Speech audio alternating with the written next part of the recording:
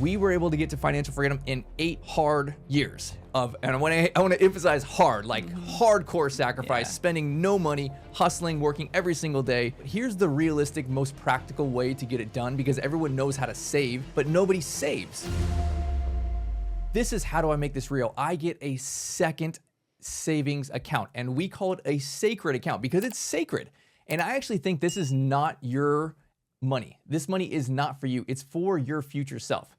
So let me unpack that a smidge more. If you look at it here, your future self, when you're 70, 80, 90 years old and you have to go to assisted living or memory care and it costs $10,000+ a month, where is that money coming from? That money is coming from this sacred account. It's your future self's money.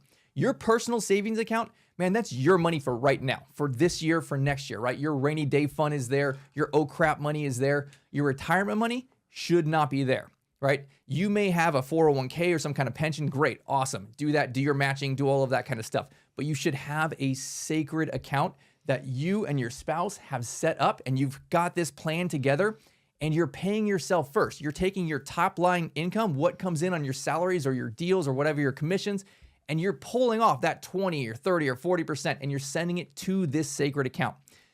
This is the practical part. If you do not do this, if you put it in your personal savings account, you will always find a problem. There is always some problem that comes up that wants your money. If you do not put it aside so that it's literally not your money, because I don't consider our money in our sacred accounts my money. It is my future self's money, right? I'll probably never spend it. It'll probably go to my kids.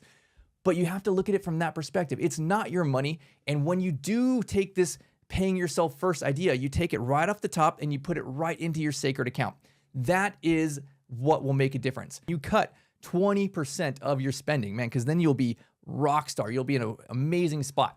That, I think, is a good defensive play. That's where you should start. You're not going to get rich by saving a bunch of money.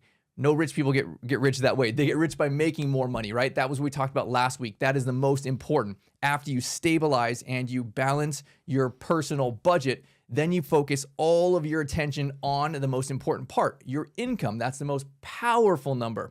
You can literally double your income this year if you put your mind to it. So that's what we want to do. We want to increase our income. And again, starting with how do I make an extra 10% of my income? If I'm making that $5,000, how do I add an extra $500? That's not that hard, right? That's $125 a week. Can you do a Saturday for $125? Heck yeah, everybody can, right? I don't know if you guys heard of Grant Cardone, but we took his approach to going broke, is what he calls it. And it really is what we implemented and what we did. We literally budgeted, right? We had every dollar went towards something. And then we also put all that money of savings that we had that month into that sacred account. And so when I would look at my checking account, like where we'd spend from, it would always be like under $100 by the end of the month. And it literally felt like we were going broke. And so, yes, there was kind of a little bit of like a feeling at the end of the month, but I also knew that we had put money aside and that money was going toward our future self. We don't have to just live paycheck to paycheck. We don't have to work at a job that we hate and a boss that, has disrespect toward us and have no money at the end of the month.